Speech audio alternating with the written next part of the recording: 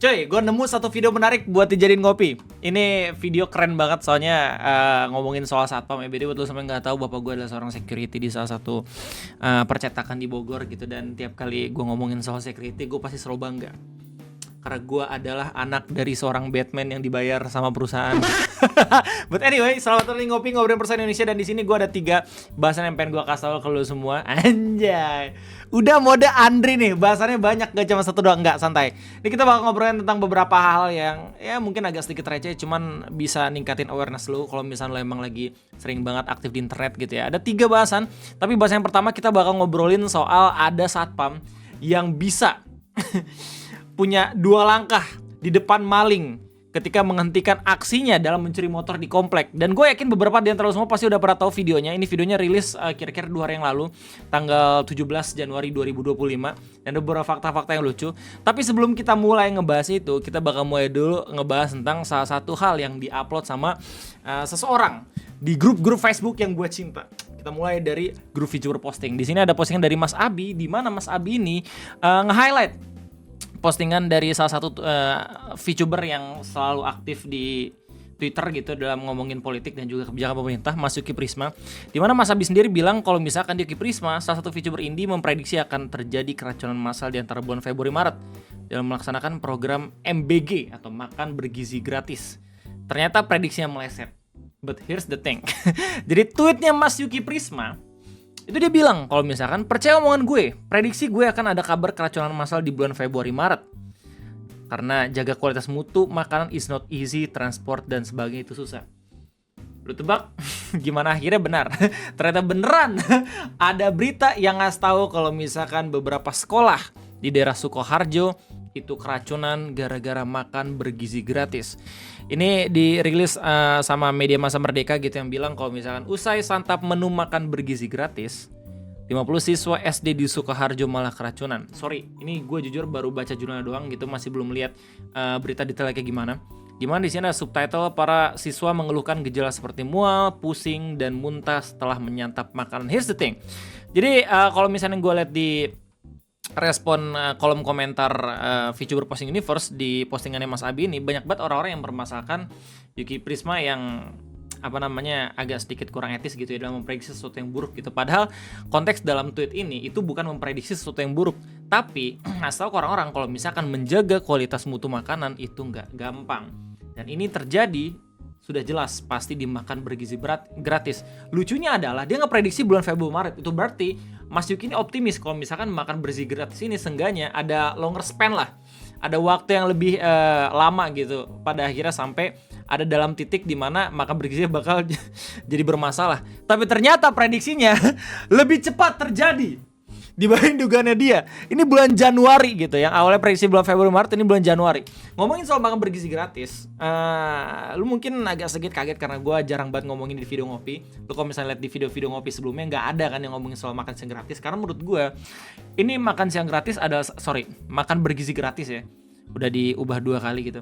Ini salah satu program redemption arc-nya Pak Prabowo. Saya udah pernah janji bakal ngasih makan gratis, dan emang ini terlihat sangat amat mulia sekali. Ngasih makan ke orang-orang yang emang mungkin ada yang kesusahan gitu ya di negara kita dan segala macam. Permasalahannya adalah apakah semuanya butuh itu? Ya nggak sih? Ya mungkin beberapa vendor butuh kerjaan sampai pada akhirnya bermanfaat juga, nggak cuma ke siswanya tapi ke beberapa orang-orang yang emang bisa mendapatkan pekerjaan yang layak gitu sebagai penyedia vendor. Cuman menurut gue kalau misalnya kita lihat dengan anggaran gitu ya 70 triliun, akan lebih baik lagi kalau misalnya pada akhirnya pemerintah negara kita tercinta gitu bisa buat program yang lebih oke lagi dalam menyelesaikan inti dari permasalahan. Inti dari permasalahan kenapa orang-orang itu nggak bisa makan bergizi gratis adalah karena orang tuanya nggak bisa punya penghasilan yang layak, ya nggak sih? Kalau misalnya pada akhirnya pemerintah itu dengan uang segitu banyaknya bisa membuat program di mana orang tuanya bisa menyediakan makan yang layak, di mana bisa dapat kerjaan yang oke dan segala macam, ya mungkin aja permasalahan ini bakal selesai, ya nggak sih? Tapi kita kesampingkan itu dulu, itu cuma saran doang.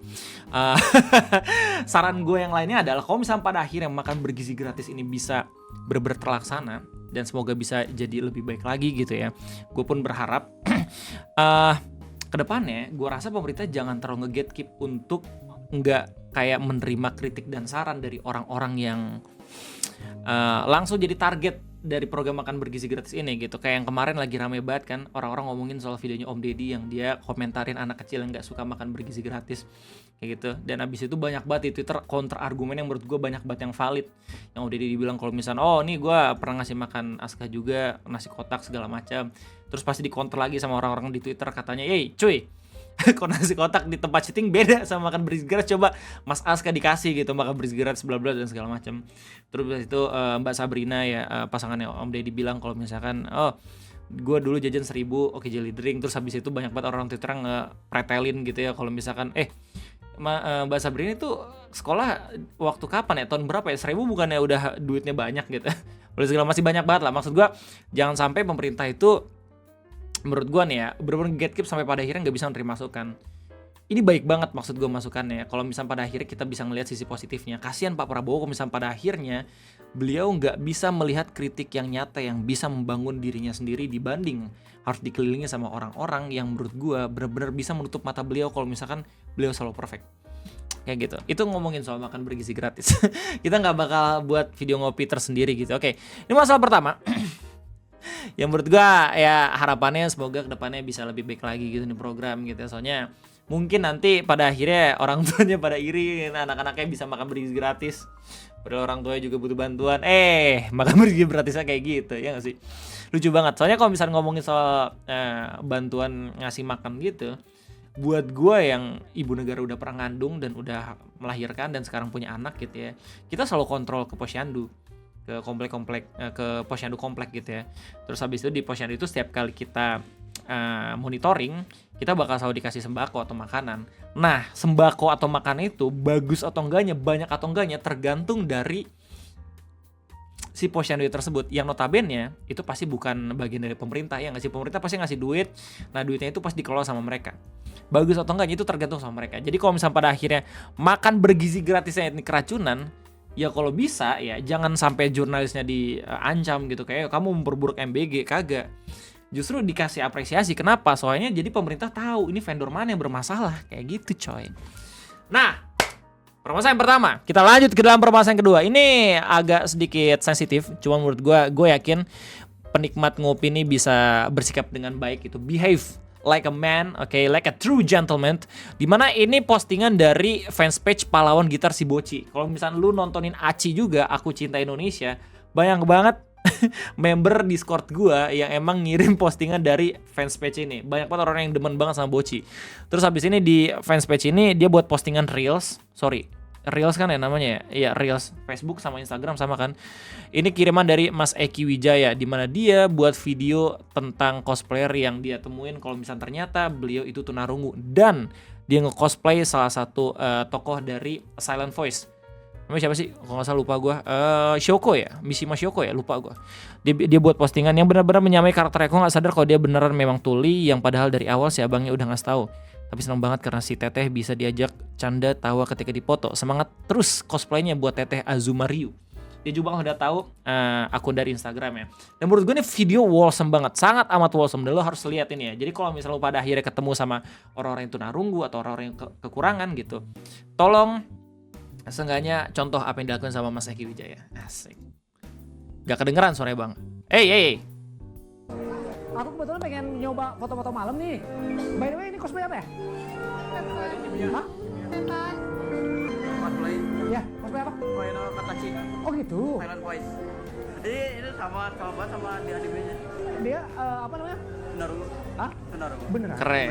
Jadi sama 11-12. Keren. Ini kerennya cosplay sih. Maksudnya pada akhirnya lu bisa berekspresi gitu sesuai dengan tokoh anime yang emang bener-bener bisa diketahui sama banyak banget orang-orang. Dan lu nggak harus ngasih tahu kalau misalnya lu tunarungu atau segala macam gitu. Orang pasti bakalan tahu. Ini gokil banget sih. Sama animenya. Dan gue suka banget sama respon dari Mas Eki. Oh gitu. Iya. Aku nggak sadar. Aku kira beneran cosplaynya doang. Tapi masih bisa mendengar. Alat pendengar. Oh gitu. Masih bisa dengar aku. Aku buat konten. Ini gue nggak tahu apakah dia bener-bener bisa langsung pakai bahasa isyarat atau apa. Kalau misalnya beneran bisa, gokil, keren. Teteh bakal masuk konten aku. Iya. Oke? Iya. Let's go. Tangan kayak lagi Oke, copyright. Sudah saatnya saya berhenti. Nah, tapi segala wholesome itu hancur lebur ketika diupload videonya ke media sosial dan ke Facebook. Terus kemudian ada komentar-komentar yang di-highlight sama fans page ini kalau misalkan banyak banget yang bercanda kagak tahu tempat. Oke, kayak ngik-ngok, komen hasyai, segala macam. Jujur, ini bercanda udah lama banget. Waktu pertama kali ini anime rilis gitu ya, Silent Voice, banyak banget orang-orang yang pada akhirnya bercandain kayak gini. Pesan gue adalah kalau misalnya pengen bercanda buat animenya gitu, buat kalian anime nggak masalah. Tapi kalau misalnya pada akhir itu anime nggak bisa ngetuk hati lu untuk sengaja ngasih respect ke orang-orang yang tunarungu atau segala macam, ya kalau bisa jangan ngelakuin inilah. Sosial media itu gampang banget ngebuat orang pada akhirnya nge-disrespect orang lain gitu ya nggak sih? Tapi jangan sampai pada akhirnya ini jadi jejak digital lu dan lu bisa jelek juga namanya di kemudian hari, ya nggak sih? Maksud gue, orang pasti bakal nggak masalah kalau misalnya pada akhirnya ada tokoh-tokoh anime yang dihitamkan gitu, di meme jadi banyak banget watermark ya. Tapi kalau misalnya pada akhirnya lu ngelakuin itu ke foto profil orang asli, ya lu bakal kena masalah juga, dan ini juga bisa ngebuat lu kena masalah. Oke. Jadi respect each other. Keren banget buat mbaknya Azuma Ryu. Semoga bisa ini ya karirnya melejit gitu di dunia cosplay internasional dan segala macam. Pokoknya keren. Semoga gak banyak drama juga. Nah, kita masuk ke bahasan inti. Dimana ini bahasan keren banget sih. Jadi ini gue pertama kali ketemu videonya di Reddit, di Air Indonesia, dikirim sama Mas Black Hawk 2609. Dimana di sini dia buat caption satpam kompleks lebih berguna. Ini agak sedikit memancing ya, tapi jangan sampai kita terpancing. Karena saya tahu kalian juga pasti bakal berpikir apa. Dimana dalam video ini memperlihatkan kalau misalnya ada satpam komplek yang dia bisa menghentikan aksi maling motor atau curanmor gitu di salah satu komplek yang dia jaga. Kita bakal lihat sama-sama kayak gimana aksinya. Ya ini dikirim sama Surabaya Info. Ini dolar merah nggak? YouTube, ini aku documentary, ini aku ngambil pelajaran segala macam aja ya, oke. Ini bukan sesuatu yang benar-benar saya tampilkan untuk dicontohin segala macam. Terima kasih banyak YouTube. Viral aksi heroik satpam tertangkap maling motor cukup dengan bantuan portal. Damn. Keren banget portalnya. Keren banget satpamnya coy. Ngeri banget. Ya, jadi ini nanti bakal di mundurin ya videonya. Kenapa pada akhirnya dia bisa jatuh dari portal ini? Atau kagak sama sekali ya? Oke, jadi gue udah pernah nonton video itu sebelumnya, tapi kayaknya bukan di Reddit dah awalnya dah. Bentar. Oke, ini nih. Oh ya, oke. Gue nemunya di Twitter. Nemu di Twitter. Terus habis itu gue lihat lagi di Reddit dan ternyata muncul. Oke, ini lucu. Soalnya ini video diupload sama Surabaya Info. Gue kira ini aksinya terjadi di daerah Surabaya. Ternyata setelah gue cari tahu, ini aksinya terjadi di Bekasi. Di perumahan Masjid As-Salam Jaka Sampurna, di mana ini ada di daerah Bekasi. Ya nggak masalah juga kalau pada akhirnya direpost sama orang-orang Surabaya gitu, nggak masalah. Jadi oke, kita lihat video yang lebih lengkap lagi gitu ya di Pemikiran Rakyat, di mana mereka buat caption rekaman CCTV menunjukkan aksi pencurian kendaraan bermotor di Komplek Persada Bekasi pada Rabu 15 Januari 2025. Dalam video pelaku nampak berhasil membawa motor dari tempat parkir. Gila, lu lihat nih. Oke, ini musiknya copyright nih, pasti. Pelaku curian berhasil dijaga satpam komplek. Jadi, dalam video ini, lu bisa ngeliat kalau misalkan malingnya itu gampang banget ngegondol motor gitu yang ada di komplek tersebut. Kayak ini pakai kunci T deh. Kenapa lu bisa tahu Bang Ray? Lu maling? Enggak. Ada di beritanya gitu. Misalkan pakai kunci T. Emang kunci T itu bener-bener efektif banget buat motor-motor kayak Beat, Mio, dan segala macem. Dalam hitungan detik doang, 5 detik doang coy, dia bisa ngambil motor. Set. Nah, lihat ini. Waktu pengen cabut dari komplek, tiba-tiba BAM! Let's go! Woo! Satpam MVP, man. Gak perlu menggunakan otot, hanya perlu menggunakan akal. Gue bisa berpikir 2 langkah di depan si malingnya. Damn!